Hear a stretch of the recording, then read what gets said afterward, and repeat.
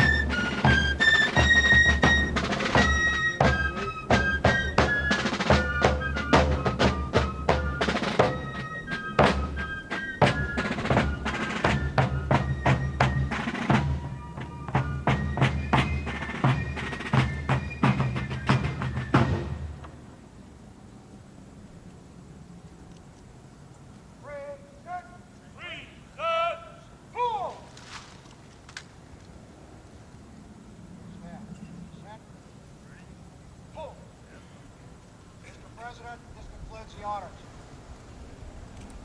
Stand. Order. Order. Right. Order. Cool.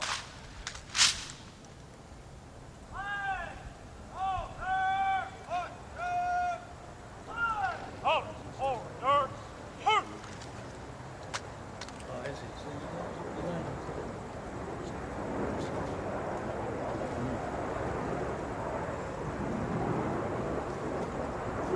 Out.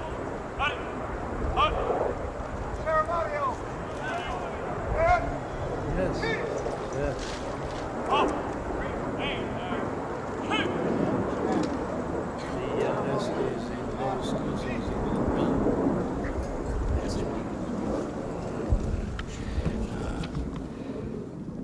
Mr. President, Mrs. Marcos, it gives me special pleasure to welcome you to the United States. Mrs. Reagan and I have been long looking forward to returning the hospitality you showed us on our 1969 visit to your country.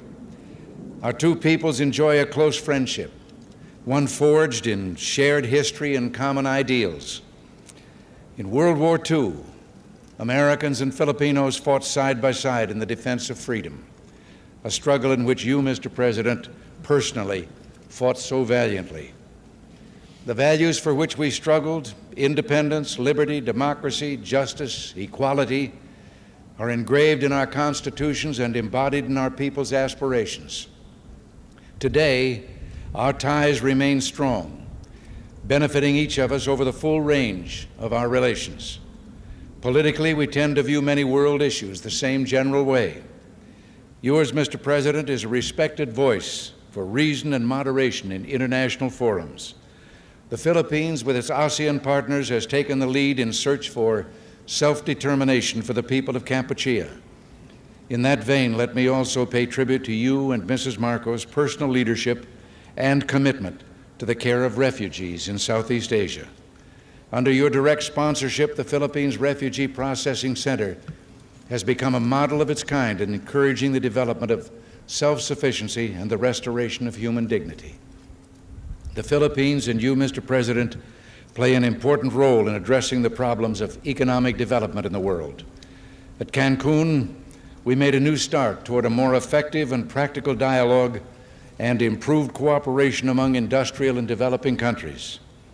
Your leadership in that area, Mr. President, is vital and widely respected.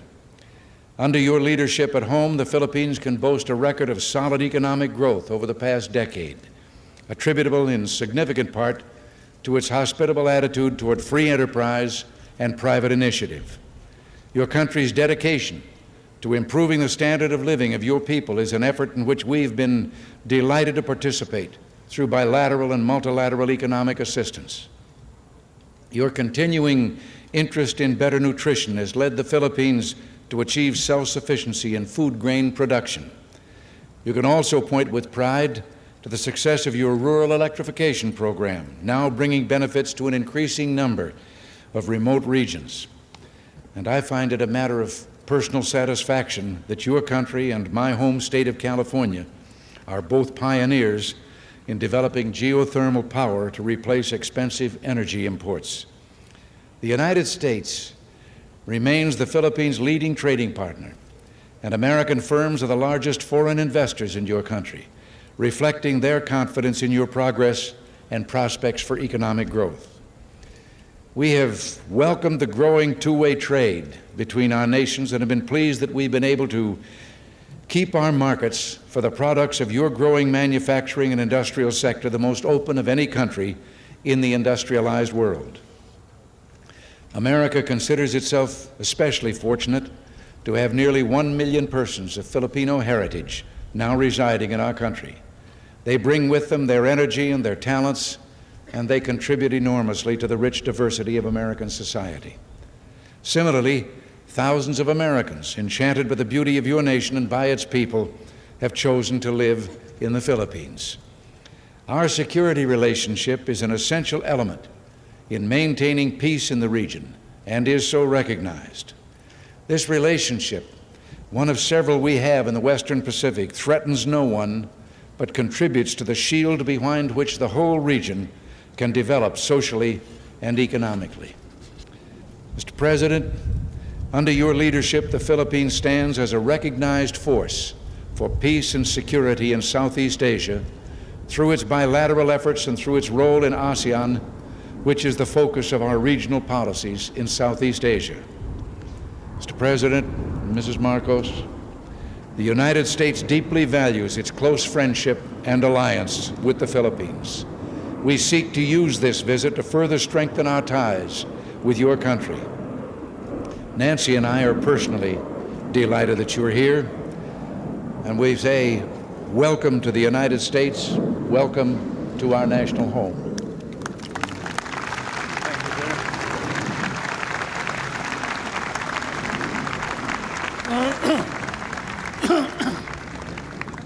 Thank you very much, President Reagan. Mrs. Reagan, members of the Cabinet, distinguished guests, my friends.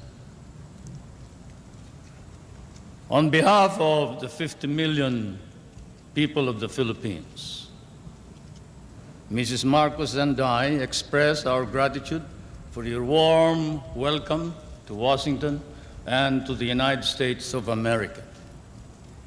This great and beautiful city, that is one of the few cities that was built as the capital for a great nation,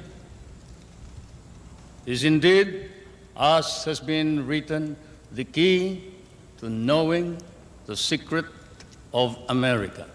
And this house of the American people, an American frontier that never vanishes. Your beautiful city with its grand memorials, its monuments, its walks, is indeed a city that memorializes the great achievements of your people for the past 2 centuries. But more than that, it keeps offering to the enterprising and the talented, the courageous and the strong, the rewards of effort and of initiative. At the same time, as I stand here on American soil, I realize that I stand on what may be the center of the government of the United States of America, here where, as I have often stated, the future is being born. The future is being born depending upon the man who is in the White House. And the man who is in the White House today certainly is creating a new future for our world.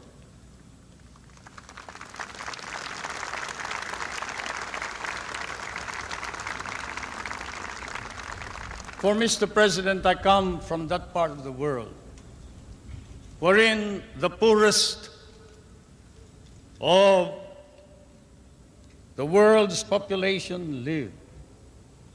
I come from that part of the world that cherishes an image of America with its ideals, its dreams, its illusions. I come from the Philippines, a part of Asia which has been molded along the principles of American democracy. We learned to love these ideals and principles, and we lost 1 million of our people fighting for them in the last war. We have always stood by these ideals. We shall continue to do so, whatever may be the cost, at the risk of our fortunes, our lives, but more important of all, our honor. We stand for the ideals of democracy that is our legacy from the United States of America.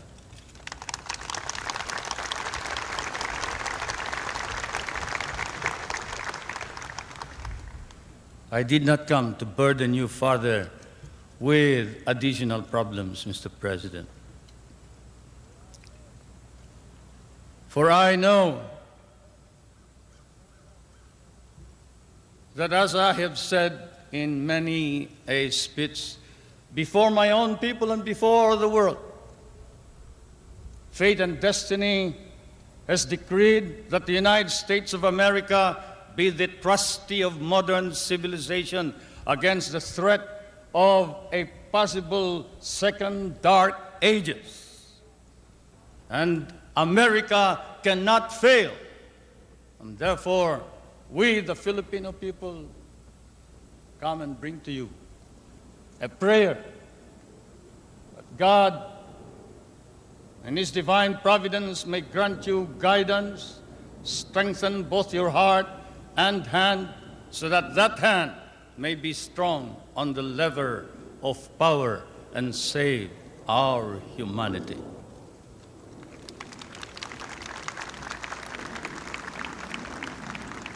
If America fails, then the world is lost.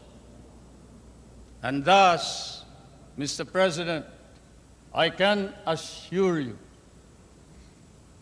that throughout all of Asia, there is nothing but a reservoir of goodwill for you, the American people, and the United States of America.